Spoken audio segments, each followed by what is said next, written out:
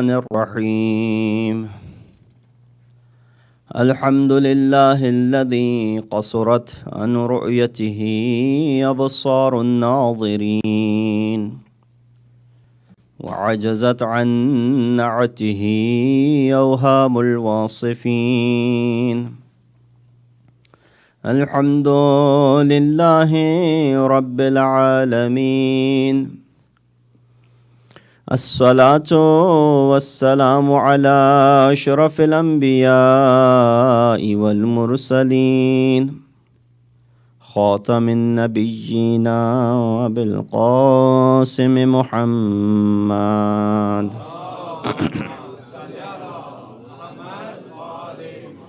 وأهل بيته الطيبين الطاهرين المعصومين الذين أذهب الله عنهم الرجس وطهرهم تطهيرا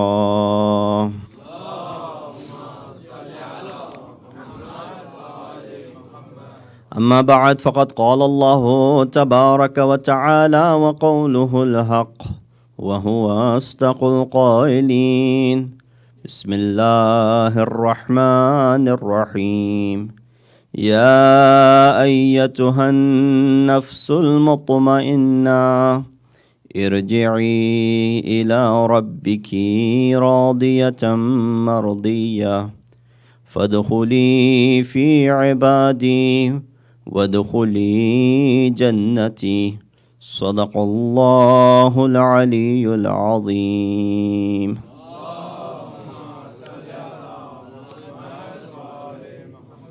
Respected brothers and sisters, Assalamu alaikum wa rahmatullahi wa barakatuhu.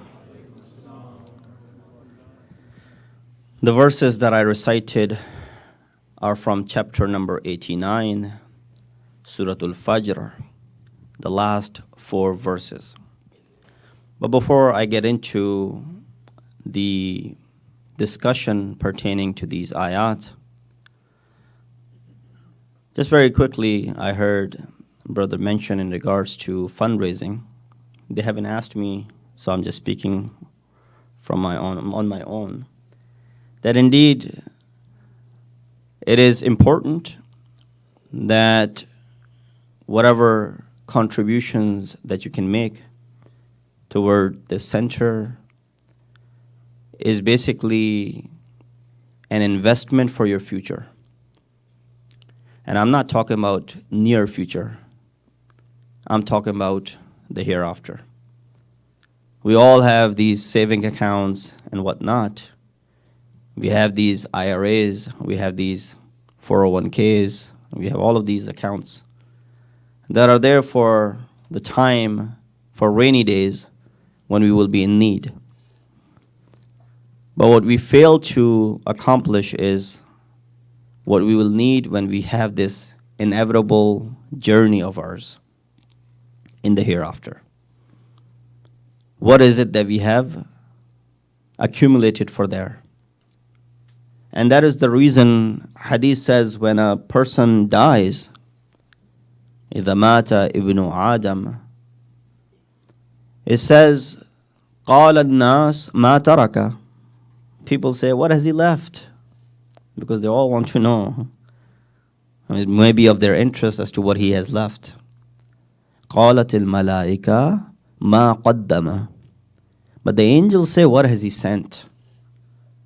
They're not after what has he left. Because according to Amir al-Mu'mineen, the wealth that you had left became inheritance of someone else. The family that you had left is gone somewhere else. The properties that you have left, someone else is living in them. What were you able to send in your lifetime is something that you will see over there.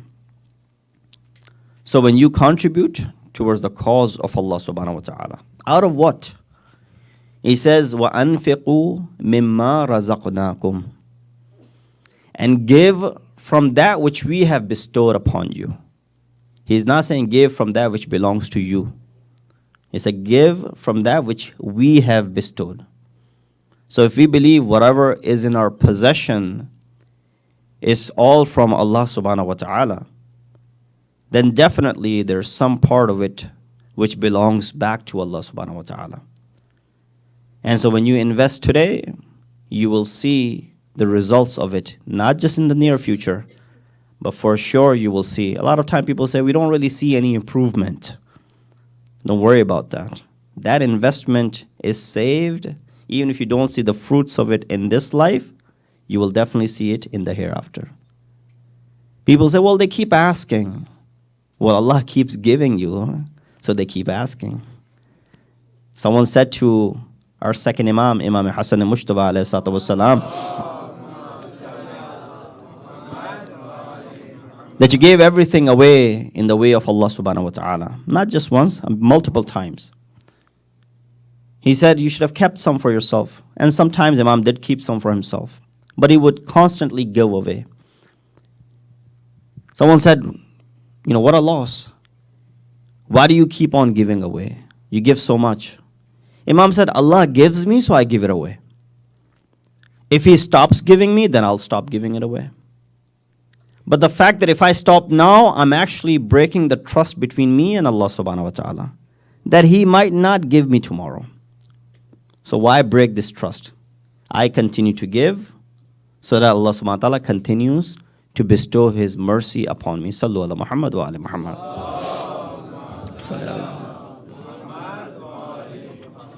Once again, I wasn't approached by anyone to go ahead and say these words, just that I heard the announcement, so I thought I'll share a few words. Because in our center, we go through this quite a lot, and there's a magnitude of what we ask, and we don't ask all the time, but when we ask big. As a smaller community, which is now, mashallah, growing large, this is good. And if you are to look, and if you were to get any inspiration, definitely there are other places which will inspire as to where have they reached. For example, I'm not bragging or anything, but our masjid, its monthly expenditure is $40,000. So, but nonetheless, wherever there's a will, where there's a need, Allah subhanahu wa ta'ala provides for it, and there are mu'mineen who step up. And again, it's not a throwdown on anyone, but the moment when you look at your houses of worship and you compare them with your houses, your personal houses, and if their personal houses are better than your houses of worship, then that community really needs to ponder over, think again. And that's where we need to look at, not that building matters or the beauty of the building matters, it's the essence, is the message that is being delivered from that building. But nonetheless, it's always appropriate that we should, when we spend on our own selves, we should be able to give the same way for the cause of Allah subhanahu wa ta'ala. Once again, loud salawat.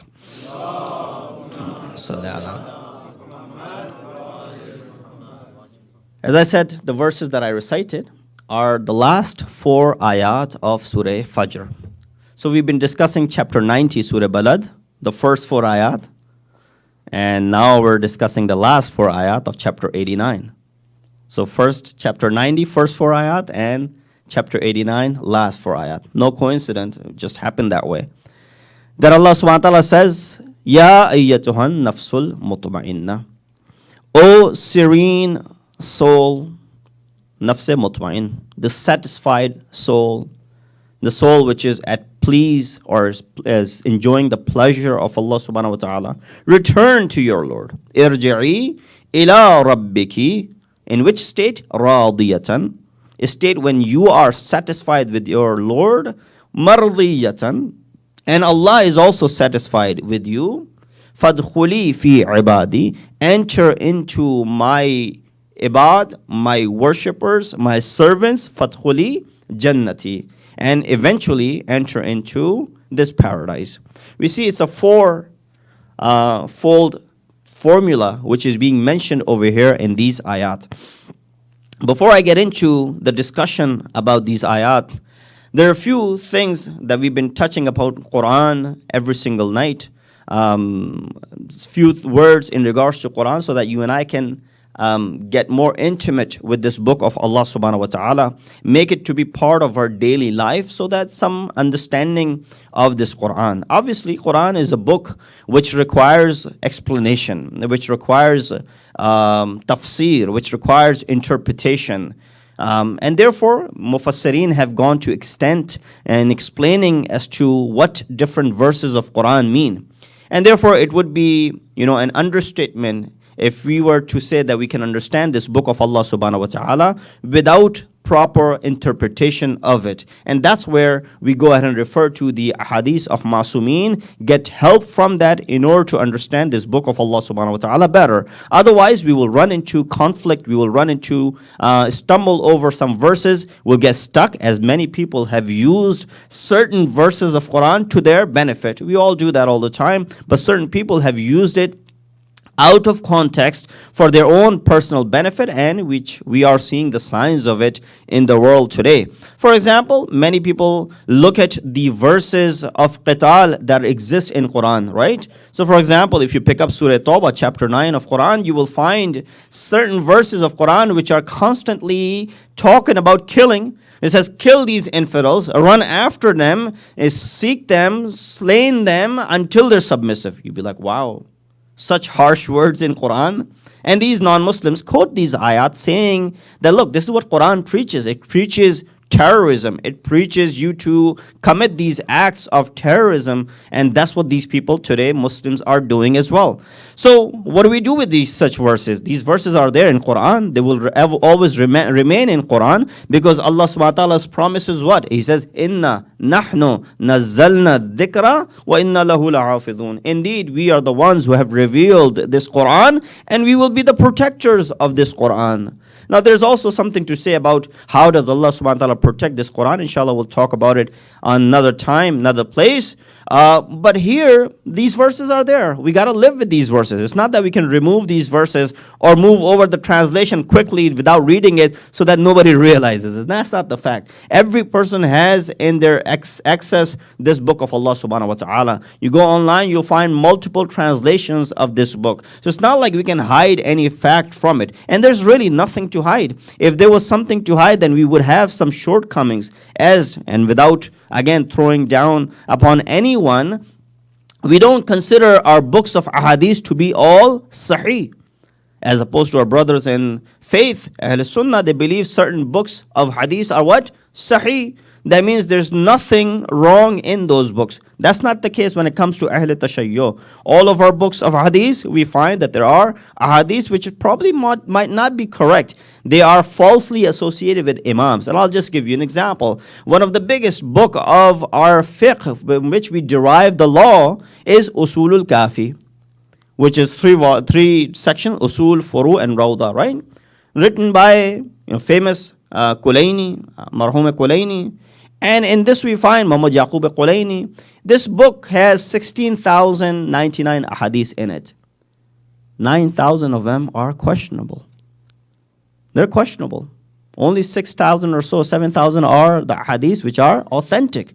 So we look at what was the purpose behind putting all of these false ahadiths, let's say by Muhammad Yaqub Kulaini? The reason was he did not want to lose anything.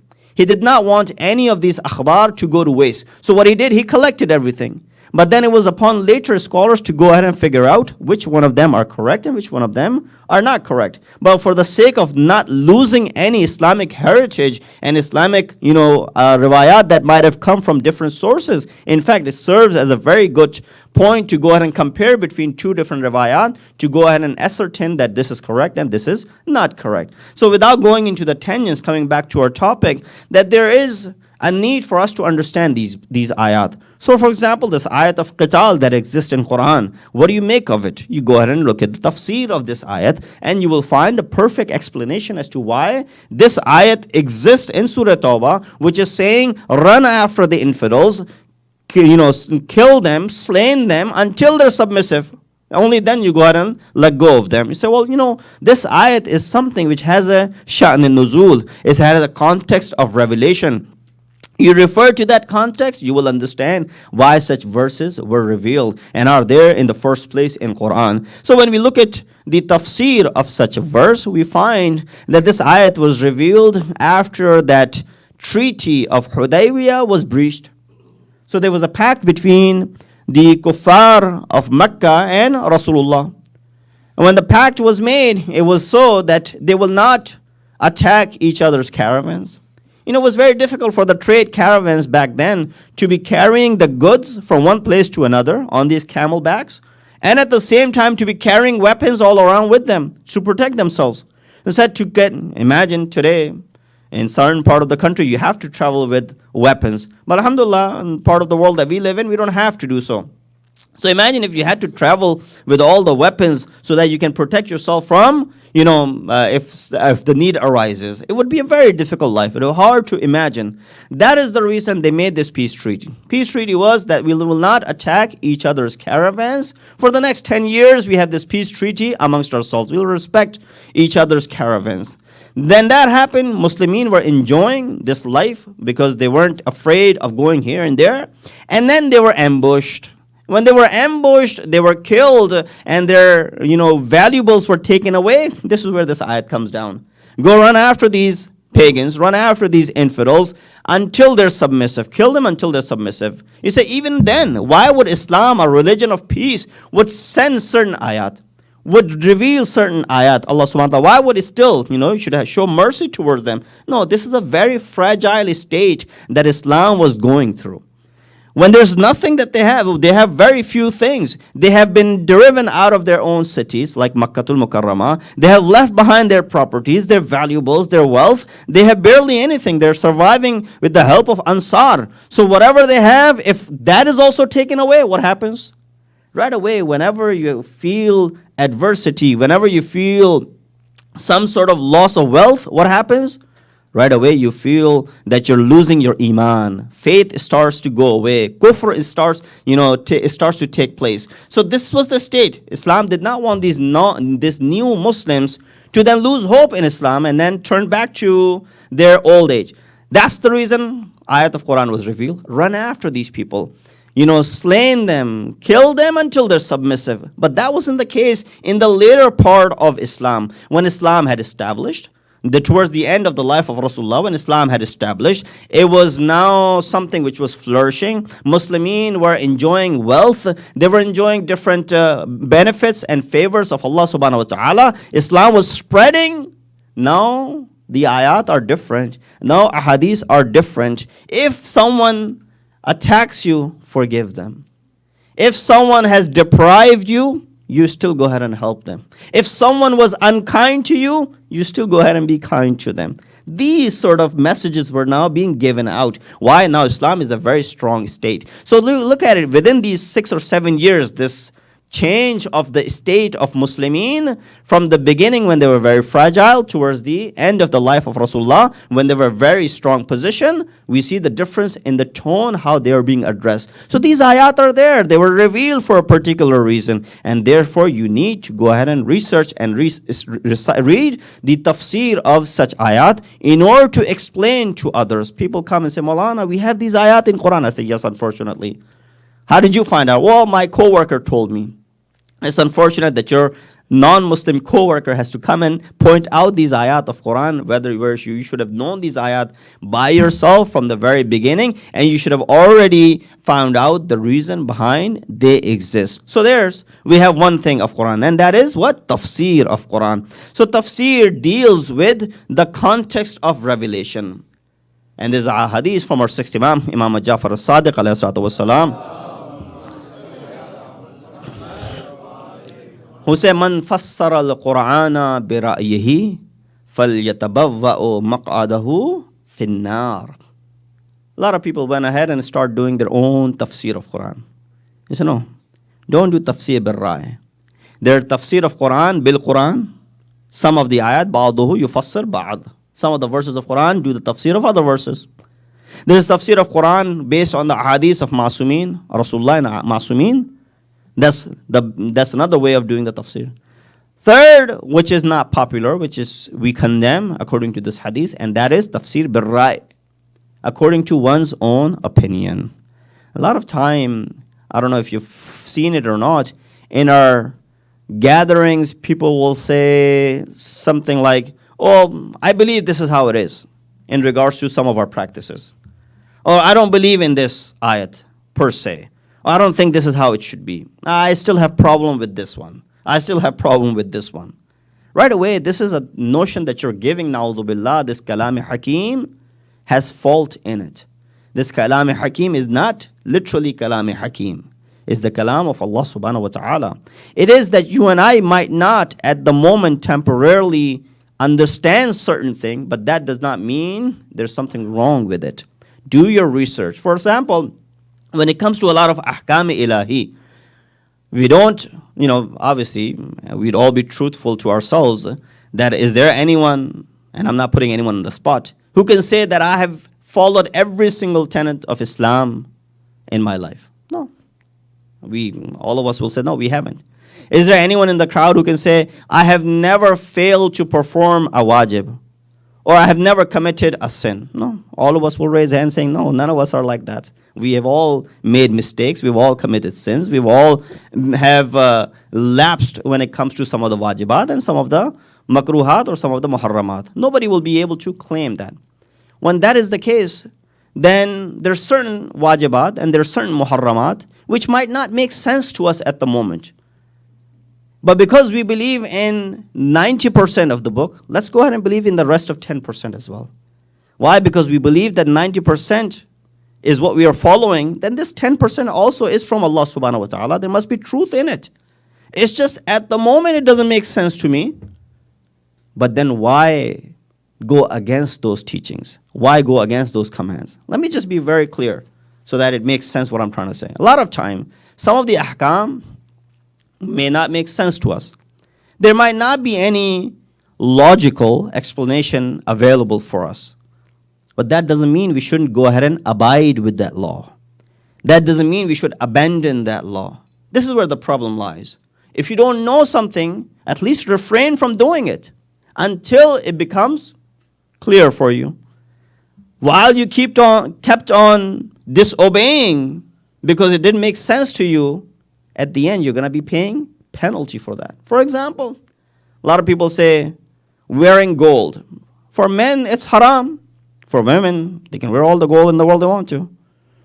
But for men, it's haram. You ask them a reason. Why does Islam has this distinction between men and women as to women can wear certain things, men cannot? Well, we might not know any scientific reason behind it, but we really don't need to. When Allah subhanahu wa ta'ala and Ma'asumeen have said something, and they're truthful in what they have said, then these things we should go ahead and follow until we get to some sort of understanding the reason behind it. And even if we may never get to the reason behind it, at least we have not disobeyed Allah subhanahu wa ta'ala.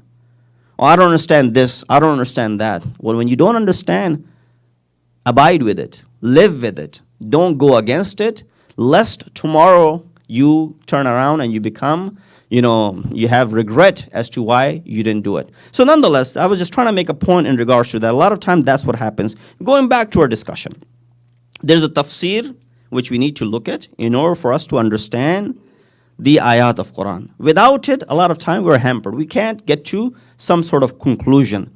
There's tafsir of Quran, which is based on the context of revelation. So for example, a group of Jews came to our Prophet and they said, explain to us, describe your Lord to us. Prophet waited 1 day, 2 days, and 3 days. Third day, ayat were revealed. Now we believe that Prophet knows all of Quran because it was revealed all onto his heart on the night of Qadr. But there was this gradual revelation of Quran which happened over the period of 23 years. So Prophet waits to show the protocol that everything is from Allah subhanahu wa ta'ala, not from me. After the third day, the ayat were revealed. Jibreel also had some work. Let him do some work. Ayat were revealed. قُلْ هُوَ اللَّهُ أَحَدٌ اللَّهُ الصَّمَدُ لَمْ يَلِدْ وَلَمْ يُولَدْ وَلَمْ يَكُنْ لَهُ كُفُوًا أَحَدٌ. Say Allah is one. Say Allah is absolute. He does not have a son, nor is he son of someone. And there's no one like Allah subhanahu wa ta'ala. These ayat were revealed. Prophet related to the Jews to explain to them. So that surah now becomes the context of revelation for that particular incident. This is called tafsir of Quran. Now this was a very simple, very bold, simple example. But there are, obviously difficult ones as well, where it's very difficult to ascertain which is really the context of revelation. We don't have anything to do with it right now. But there's also one thing which is called tatbiq of Quran. Tatbiq literally means mutabiqat. Mutabiqat means implementation.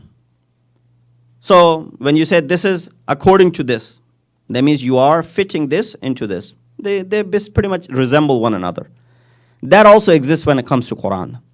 And we believe that these verses of Surah Fajr, Ya ayyatuhan nafsul mutma'inna, irji'i ila rabbiki radiyatan mardiyya, fadkhuli fi ibadi, wadkhuli jannati. Tatbiq of these ayat is on our third Imam, Imam Hussein ibn Ali alayhi salatu wassalam.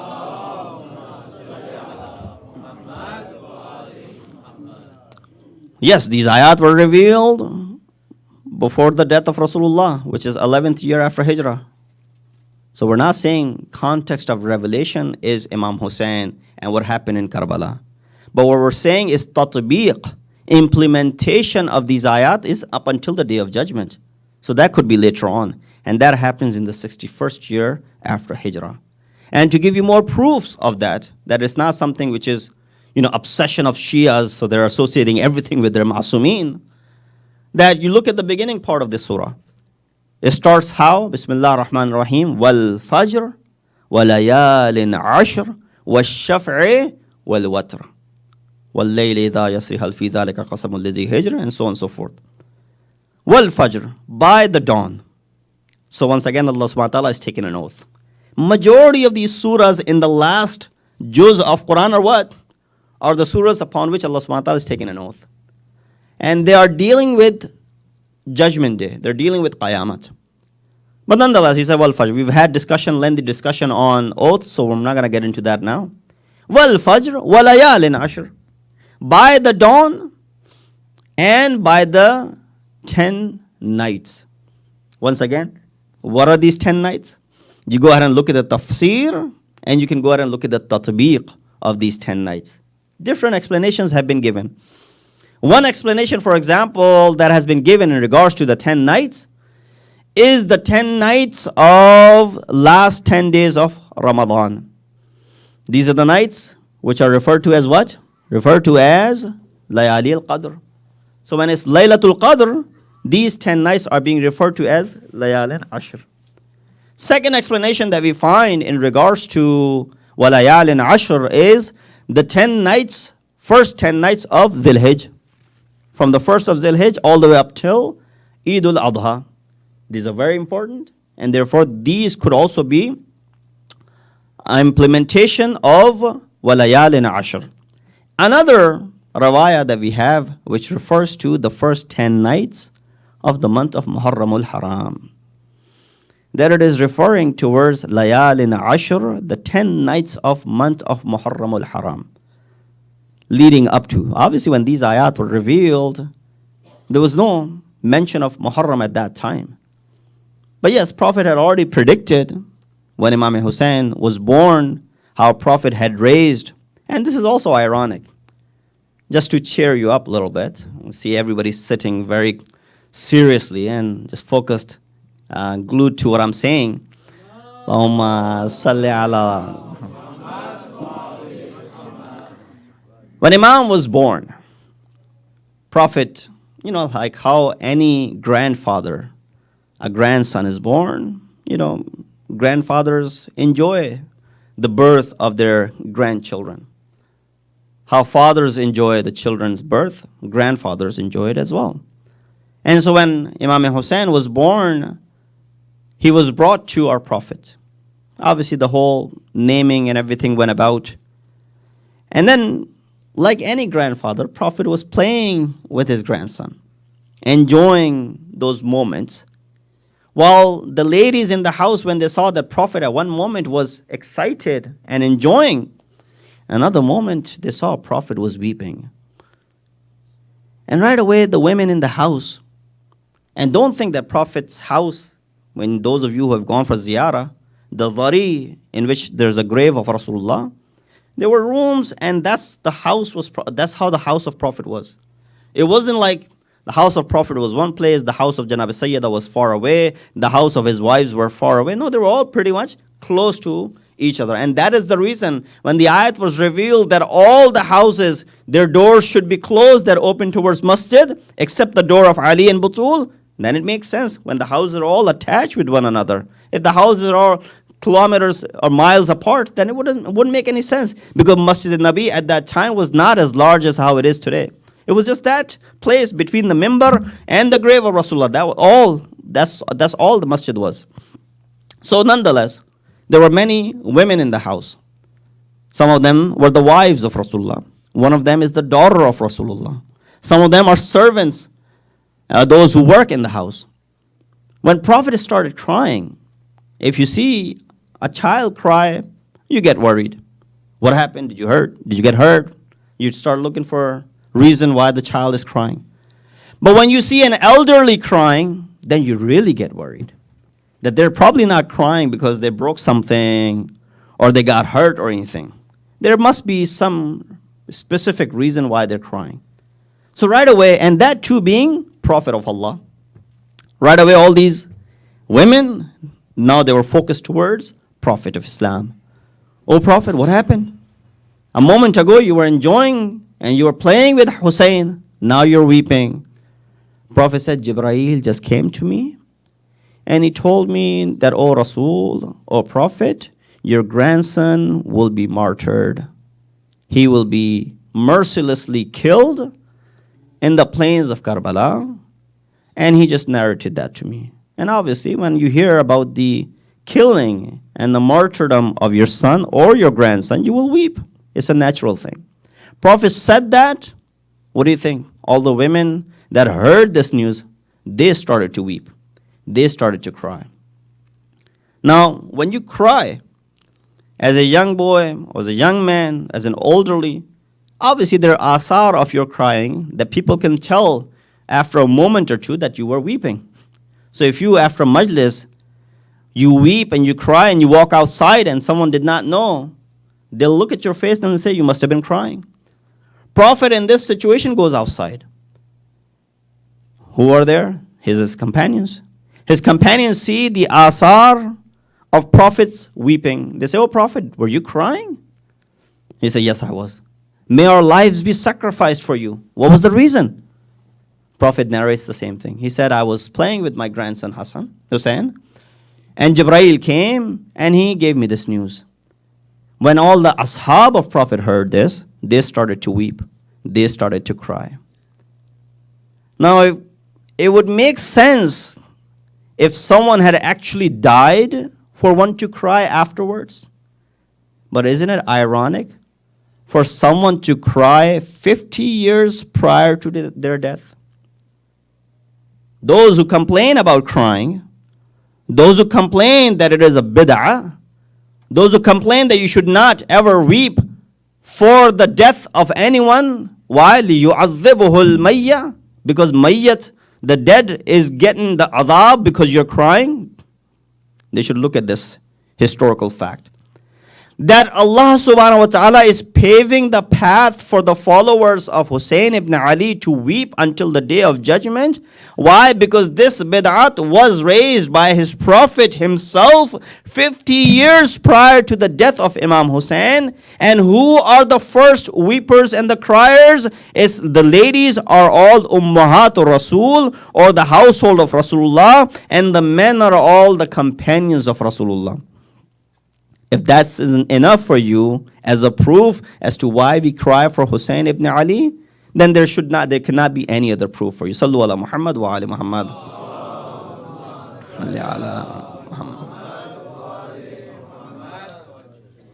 So 10 nights is referred to as walayalin ashr. And the tatbiq, I'm using the Arabic terminology, implementation of these ayat is referring towards the 10 nights of Muharram al-Haram that you and I come and commemorate. Let's look into these ayat, and inshallah we'll derive some of the messages that it has for us from Ashura. That the ayah begins by saying, "O serene, satisfied soul." Every single one of us. It doesn't say, "Oh, the satisfied body." Ya ayyatuhal jismul mutma'inna. No. It says, Ya ayyatuhal nafsul mutma'inna. It's not the jism. So from here we understand, which is more important, the body or the soul? Definitely the soul. Then why is it that we spend our entire life beautifying our exterior and our bodies, and we don't spend half of that time beautifying our soul? Which is more important? You all said soul. Then why is it Quran says, وَمَنْ خَابَ مَنْ خَابَ مَنْ دَسَّاهَا وَقَدْ خَابَ مَنْ دَسَّاهَا. The ayat of Surah Shams. So here we see that nafs mutmain is being asked. That means the soul which is at ease. The soul which is, pleased. The soul which is satisfied. Who here doesn't want to have satisfaction? An eternal satisfaction. A satisfaction which is, not temporary nature. But unfortunately, all of the sins are of temporary nature. The satisfaction that we get out of sins is what? Is of temporary nature. But it's still insan is inclined towards it. But don't all of us want a satisfaction which is permanent, which is everlasting? Everybody will say yes. There are different things which please you. For a father, a pleasing factor would be seeing the progress of his children. If a father sees that his child has grown up, have studied, had worked hard, and has attained some sort of rank of his own, that is a pleasing thing to a father. If a parent see their children happily married, it's a pleasing factor for them, something which pleases them. On the contrary, if they see their lives falling apart, it's not something which is pleasing to them. You and I are always seeking this pleasure. Different people have different pleasures. Someone might get pleasure out of, playing Xbox. Youngsters, I guess, I don't know. Even then you shouldn't. But nonetheless, I'm just giving examples. Someone might get pleasure out of, travel. Some might get pleasure out of other materialistic things. Different people, different pleasures. But there are certain things that you and I are all equal in it, that the progress of our kids, well-being of our kids, them enjoying their lives is something which brings pleasure to us. Wouldn't you want a pleasure which is everlasting? Everybody will demand that. But we see that these pleasures that we have in this world are all of temporary nature. They're there for a certain period and then they're gone. Oh Allah, where can we find that pleasure which is eternal, which is everlasting, which is permanent? Because you talk about it in Quran, Ya ayyatuhan nafsul mutma'inna. Which is that serene and satisfied soul? How do I become that satisfied soul? Again, as I said, one of the tafsir is what? Some of the ayat of Quran do the tafsir of other ayat of Quran. You look at another ayat of Quran which says, Ala bidhikrillahi tatma'innul qulub. You want serenity of heart? You want complete pleasure? You want permanent satisfaction? He said, in the dhikr of Allah subhanahu wa ta'ala, Ala bidhikrillahi tatma'innul qulub. The hearts are mutma'in, are satisfied with the dhikr of Allah subhanahu wa ta'ala. We say, oh Allah, now that you have given us this answer, what is the best way of doing your dhikr? He says, Aqim as-salata li-dhikri. Establish the prayer, and that is the best form of remembering me. There are other ways of remembering Allah subhanahu wa ta'ala. When we are sitting in this majlis, when we are commemorating, we come here because we're performing an ibadat. It should not be confused that this is not a form of ibadat. And I'll prove it to you. There's an ayat of Quran in Surah Dhariyat in which Allah says what? He says that مَا خَلَقْتُ الْجِنَّ وَالْإِنسَ إِلَّا لِيَعْبُدُونِ. I have not created insan and jinn except that they may worship me. Every single thing that you and I do can be worship. Worship is not limited to those furu'adeen. Anything that has the flavor of Allah subhanahu wa ta'ala, that you see Allah prior to it and you see Allah after it. Anything that you begin with Bismillah ar-Rahman ar-Rahim and you do for the sake of Allah subhanahu wa ta'ala, it becomes form of ibadat. When you earn halal to put food on the table, that's ibadat. When you study in order to help others and you work to help others, it's an ibadat. Anything that you do where there's some sort of link towards Allah subhanahu wa ta'ala, it becomes what? It becomes ibadat. So every action that you and I perform can be a form of ibadat. It's not just namaz, roza, hajj, zakat, khums, amr bil ma'ruf, nahy anil munkar, tabarra, tawalla. These are not just the wajibat or the ibadat. So that's one thing. Ibadat has a bigger spectrum than this hadith, which reflects towards this sitting over here, this gathering over here is also a form of ibadat. Prophet of Islam, Hazrat Muhammad Mustafa sallallahu alayhi wa sallam said,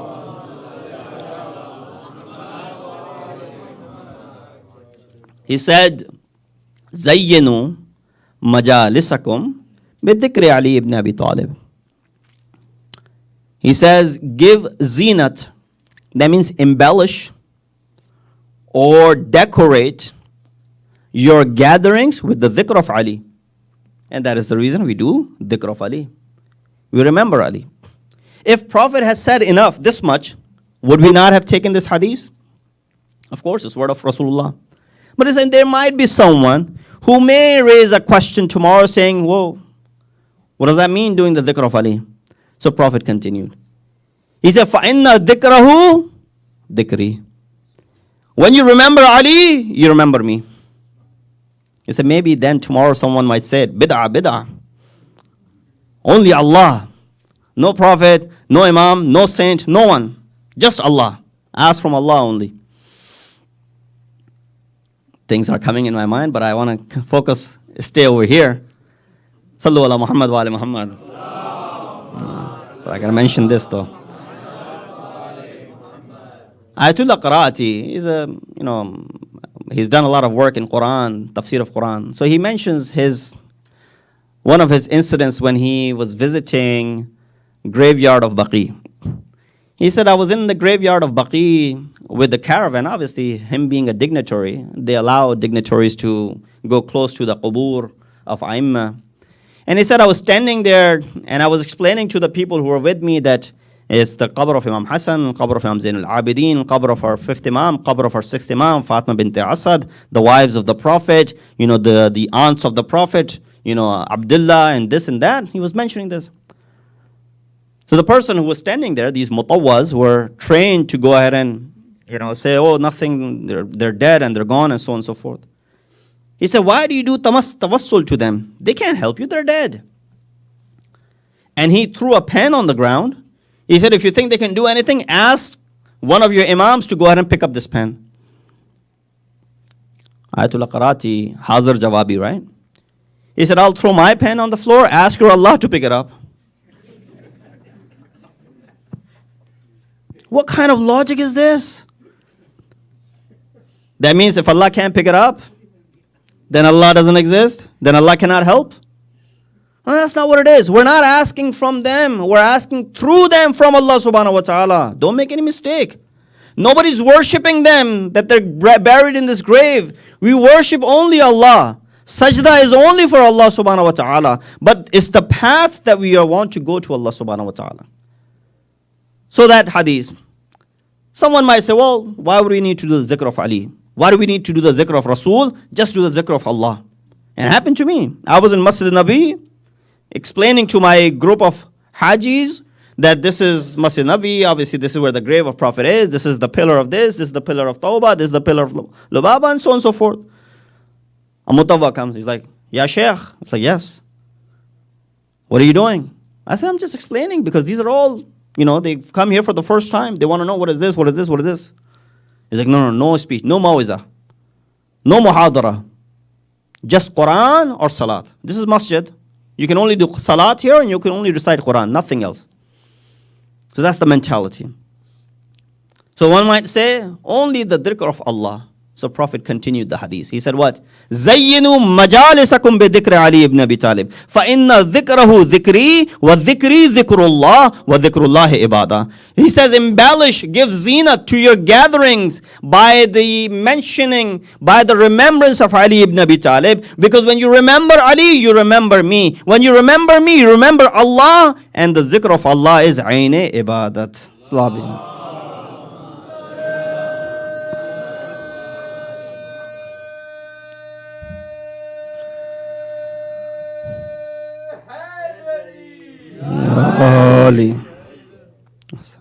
So here we see, this is the reason we do this dhikr. So this dhikr is also ibadat. Allah said, itminan qalb will be attained by doing the dhikr of Allah. When we do the dhikr of Ali, we do the dhikr of Allah subhanahu wa ta'ala. And that's why he says, aqim as-salat li dhikri. Establish the prayer, because that's the best form of dhikr of Allah subhanahu wa ta'ala. Someone, and because our discussion just prolonged today in regards to Quran, so I'll stick with it, that when we leave Ahlul Bayt out of Quran, when we raise the slogan of Hasbuna Kitabullah, the book of Allah is enough for us, then we run into problems. And there are certain issues in Quran that people have run into. The whole following of Ibn Taymiyyah, they believe the embodiment of Allah subhanahu wa ta'ala. They believe all those verses in Quran which refer towards the face of Allah, the hand of Allah, Him being sitting on a throne, all that reflects towards embodiment of Allah subhanahu wa ta'ala. For example, the ayat of Quran says, Kullu shayin halik illa wajha. Everything will perish except what? Face of Allah. So Allah has a face.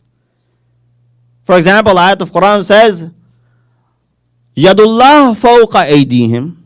Hand of Allah is above their hands. What does that mean? That means Allah has hands. Thumma ala al-arsh istawa. Then Allah situated on arsh.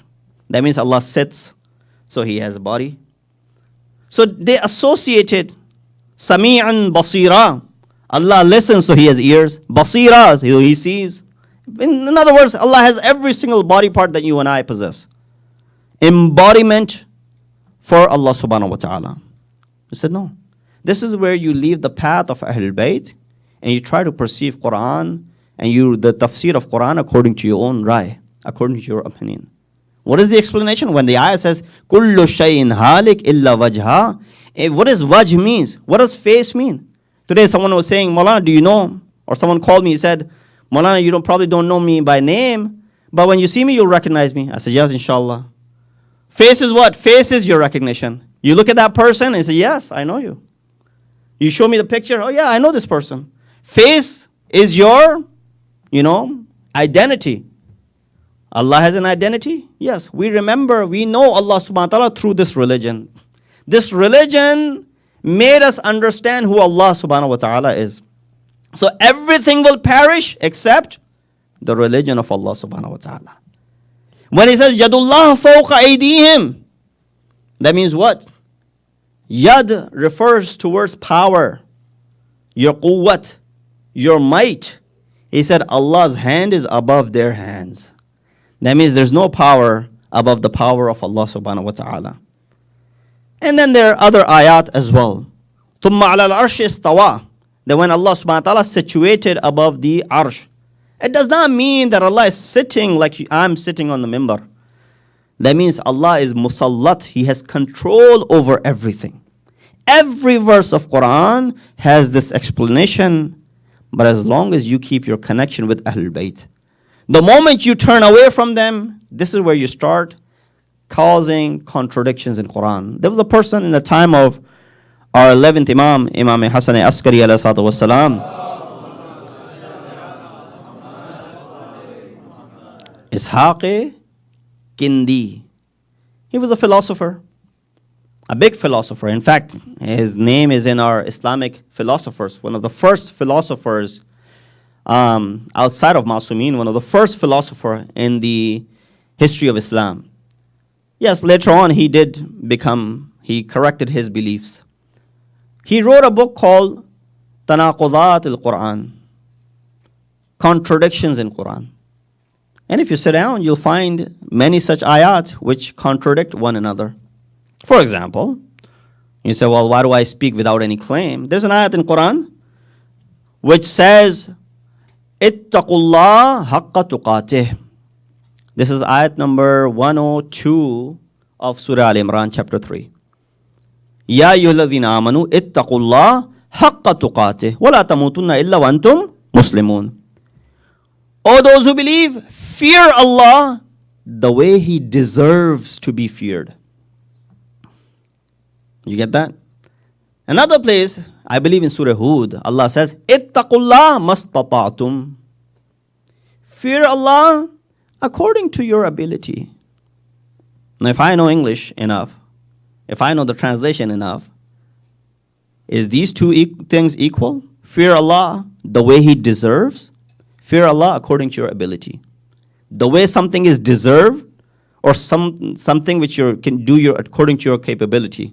Isn't there contradiction between the two? Yes. Therefore, Quran has contradiction. Here you go. Finalize it. So he collected that ayat. For example, it says in one place in Quran, Surah Qaf, I believe, that Allah will ask Jahannam, Halim talati? Hal min mazid? Are you failed? Do you need more? So you find a hadith in Sahih Bukhari that Allah then will put His foot or left foot into the Jahannam and it will be completely packed. Ayat of Surah Qaf says, Halim talati? Are you packed? Are you filled? Hal min mazid? Do you want more? Jahannam will say, yeah, keep on sending more. I got enough room. I can accommodate as many as possible. And another place in Quran it says, Jahannam is what? Makanan dayyaqa. It's a very congested place. Very congested place. These two are what? One place is saying, I have enough room. One place is saying it's very congested. Isn't this tanaqud in Quran? Isn't this a clear contradiction in Quran? So this guy was writing all of these. Our Imam, 11th Imam, he had a student who was also a student of Ishaq Kindi. I'll bring it to close, inshallah. Who was also a student of Ishaq Kindi. Imam said to him, go tell your teacher not to write this. What does he know about it? He said, well, I can't say this to my teacher. He's my teacher. He said, get close to him. Become his favorite student where you're able to speak to him freely. He said, fine. So he spent some time getting close to his teacher. And when he was very close and free to speak to him easily, Imam said to him, go to your teacher and tell him, if these books, this tanaqud, these contradictions that you're writing, is it according to your interpretation or is it according to the interpretation of Allah subhanahu wa ta'ala? At one point, it's my take. At one point, it's your take. Both of us are presented with a situation. I will look at it one way. You might look at it another way. There are two sides of each. At least more than two sometimes, but at least two sides of it. He went up to his teacher. He said to his teacher, are these interpretations of what you believe? Or are these interpretations of what Allah believes? He thought for a second. He was a philosopher. He said, where did you get this from? He said, I just came up with it. He's like, being my student? Why wouldn't I come up with this before you did? What's the source? He said, Imam, he burned all of his stuff. He destroyed all of his research, saying that what I have been doing was wrong. Now you might be wondering, I threw two ayat at you. How do you connect these two ayat? That ittaqullah haqqa tuqatih, ittaqullah mastata'tum. Fear Allah the way He deserves, and fear Allah according to your capability. How do you put a parallel between these two ayat, right? Well, first ayah, Imam says this. When he says, ittaqullah haqqa tuqatih is your destination. Mastatatum is the path that you will take to get to that destination.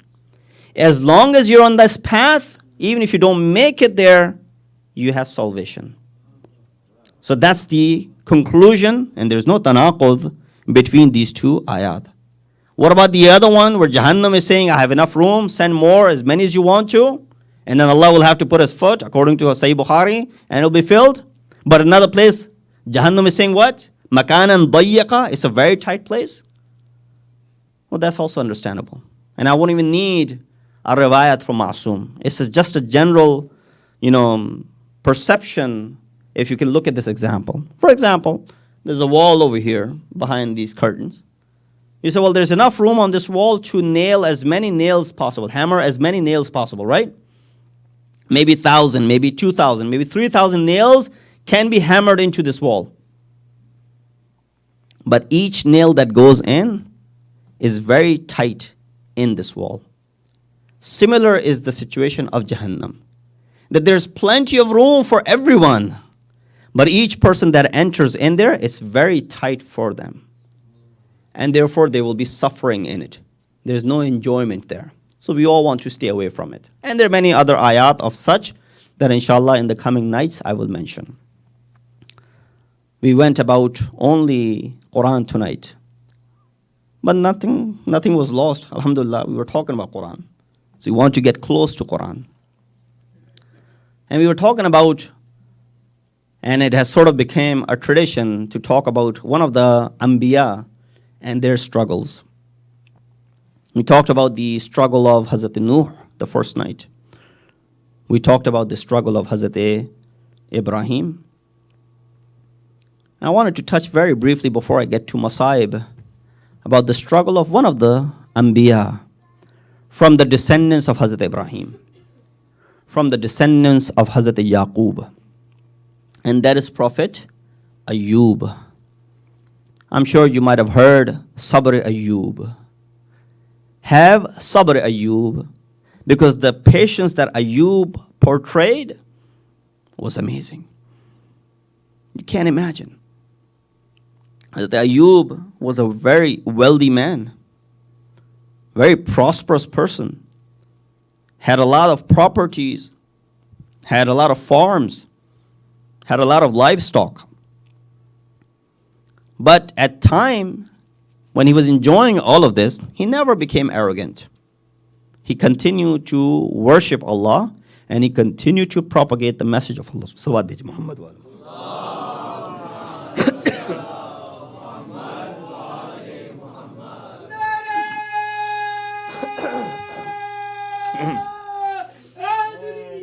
Ya Ali. That he never became arrogant. But what happened? Allah subhanahu wa ta'ala tests, as I keep on mentioning, his most beloved. That's one of the signs. If he's testing you, that means you are on that list of being beloved of Allah subhanahu wa ta'ala. Don't get afraid. The more tests come towards you, be embracing them. Hazrat Ayub had all of these things. All the worldly pleasures that you want to call. One by one, all of them were taken away. His properties were confiscated. The ruler of the time attacked his farms, destroyed everything. Something fell upon his roof, his family members underneath, his children died. And on top of that, he was inflicted with this skin disease that people would not even look at his face. Just imagine, where were you at one point, enjoying all the pleasures of the world, and then where are you the next moment? But this has not deterred Hazrat Ayub. He still continued to propagate, and he showed immense amount of thank when he was inflicted with these diseases and all of this loss. When he had everything, he thanked Allah subhanahu wa ta'ala. When he had nothing, he thanked Allah subhanahu wa ta'ala. That's why our fourth Imam says, "Oh Allah, when should I be more thankful to you? When I'm healthy or when I'm sick?" He said, "I think I should be more thankful towards you when I'm sick. Why? Only then I realize the worth of being healthy."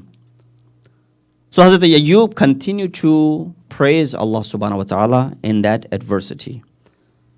To the extent that his wife, Rahima, who also stayed with him, continued to be supportive. But at one point she also made dua, according to some riwayat, that, oh Allah, take his life, because he's suffering a great deal. Sometimes death is the only answer. But nonetheless, he said this to Allah subhanahu wa ta'ala. Chapter 21, Surah Anbiya, verse number 83 and 84.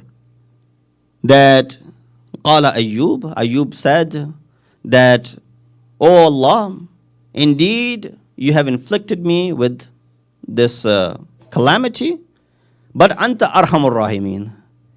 You are the most merciful of those who show mercy. Fastajabna lahu. Allah said, we heard his dua and we gave everything back to him. His property was returned to him by those who confiscated. His skin disease went away, and Allah then bestowed other favors onto him. 17 years, some riwayat mentioned that he was struggling, but not once did he complain to Allah subhanahu wa ta'ala. That's why you hear Sabr Ayyub. So these Anbiya have not reached this high status for any reason but their self-determination. And that's what we find in the awsiya of Anbiya as well. And one of the awsiya that we have been discussing is our third Imam, who had left the city of Medina. And when he left the city of Medina, his intention was to go ahead and provide security for his family. That's why he entered the city of Makkatul Mukarramah. But even there, the enemy did not want Imam to live peacefully. Imam left Medina so that the city of Medina is not desecrated. But now he's forced to leave the city of Makkatul Mukarramah. Imam's intentions were to perform Hajj Baytullah. But there were enemies who were hiding to go ahead and kill Imam and shed his blood in this sacred land. Those who have gone for Hajj, you know that carrying weapon in Mecca is haram. Even killing a mosquito incurs what? Kafara, right? If you're in the state of ihram, you can't kill even a mosquito. You can't break a hair on purpose. You can't uproot a plant. All of these will have what? Penalties, kafara. Yet these quote-unquote Muslimin, their intentions were to go ahead and shed the blood of Hussein ibn Ali, Hussein ibn Fatima bint Rasulullah. See the musibah? And for that purpose, Imam said, I don't want this holy land to be desecrated. So he's forced now to make another journey. And you heard the masayib of Hazrat Muslim ibn Aqil. Imam had already received a letter from Muslim stating that, oh Imam, come towards Kufa. Do not delay. These people are ready for you. So Imam embarks on this journey to go towards Kufa. On his way, Imam passes through many different stages. And these different manazil that Imam was passing, every manzil had its own uniqueness. Imam would meet different people, greet different people. Majority of them were saying, don't go. But then Imam would show the letters that he had from the Kufans, and he had no other choice but to continue, because Muslim ibn Aqil has also confirmed the same news. Up until Imam arrives at a place called Sharaf. After having gone through different manazil, Imam now lands at a place which is called Sharaf. At this place, Imam finds a lot of water. He says to his companions, take as much water as possible. Take extra water. Because Imam had seen a dream. He woke up from a dream and he saw that everybody was being killed. And when he narrated this dream to his son, Ali Akbar said, oh father, are we not on the right path? He said, absolutely. He said, then what matters? If life is taken, or if we die, or if we are killed, doesn't matter as long as we are on the right path. This is the tarbiyat of the household of Imam Hussein. From Sharaf, they get as much water as possible. And when they start to move, one of the companions says that I see the trees of dates. Subhanallah. He said, Allah is favoring us. Now this water, and then all of these palm trees. Imam said, look closely. When they looked closely, they said, no, it's not those palm trees. It seems like horses are running towards us. Seems like there's an army that is approaching us. Imam says, get ready. This is our first encounter. That was the army of Hurr ibn Yazid Riyahi. When that army approaches Imam, obviously Imam and his companions were ready. But when they saw the condition of the army of Hurr, 100,000 strong, and with animals who were dying of thirst, this is Karim ibn Karim. They remember what happened in Siffin. Some companions were of the favor, saying, don't give any water. But Imam said, that's the reason we had extra water. Go ahead and feed every single one of their army men water. And not just them, give water to their animals as well. Oh, Imam, you're providing water to someone who will cut off water for you? He says, give enough water to the animals, because the horses, they have a habit that they put their heads inside the water and they keep on putting the head until they're completely satisfied. They put once, twice, 3 times. Imam said, don't lift the water until they are satisfied. This is how much he's caring for the animals, whose people will be treating Imam and his companions like animals. Ajrukum Allah. May Allah give you no grief except the grief of Ahl Bayt. That Imam is providing water. There was a person, Ali ibn Ta'an. He said, I was the last of the army men of the army of Hurr that was lined up to drink the water. He said, I thought to myself, by the time it would be my turn, I don't think I'll be able to survive. I probably might die out of thirst. He said, then at that moment, I saw Imam get up from his place himself. He brings water to me, saying, Ali, go ahead and drink water.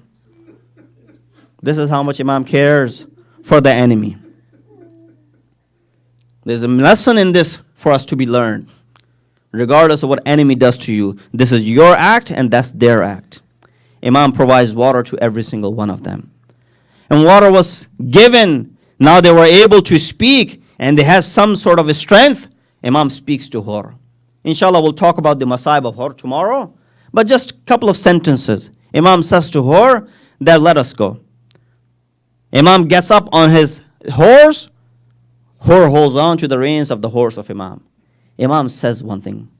Thaqalatka ummuka. Oh Hurr, may your mother sit in your grief. That was something which was not an easy thing. Hurr was a warrior of his time.